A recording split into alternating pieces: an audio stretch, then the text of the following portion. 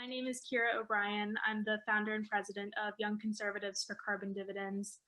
Just graduated from Harvard this spring and am, as the name suggests, a young conservative passionate about climate change. My question is for our first two speakers, I believe.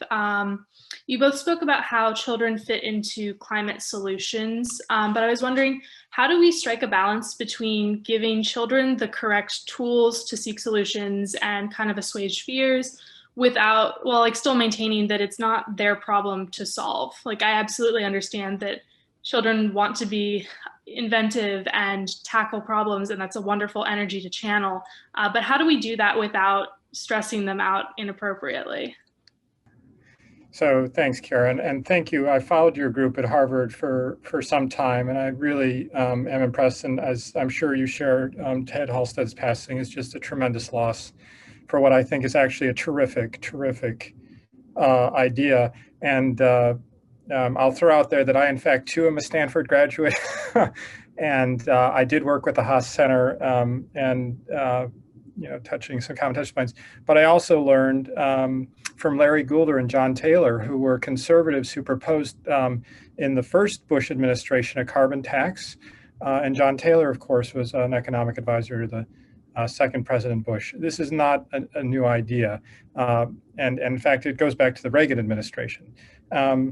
But your question is one that I've actually talked directly with psychiatrists. I actually work at with children with severe mental health conditions. And I've spent a lot of time talking to folks about this very question because it's critical. And I think the short of the answer is that we have to remember that responsible parenting and adulthood is giving a child the opportunity to explore and create the independent pathways that Maya so eloquently talked about, but remembering that the question is, what would you do about this? What would you choose to do?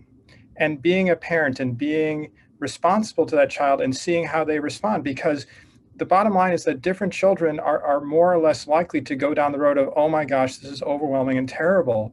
And that's when we need responsible adults to step in and say, you didn't create this. So it's about the continuity of the relationship. And that's why the educational setting is so important. So in the Boston Public Schools, where I've been in like classrooms down to the second, third grade, you can't just have a single conversation about this. You have to have a conversation where the understanding is there's a continuity of support. And in the world, and as we understand it, of adverse childhood events, these things that happen in every child, and that could be exposure to something like gun violence in a community, or it could be to hurricanes and wildfires. And the single most important buffer against those things is an adult in that child's life, a grown-up in that child's life, who that child can turn to when the concern arises.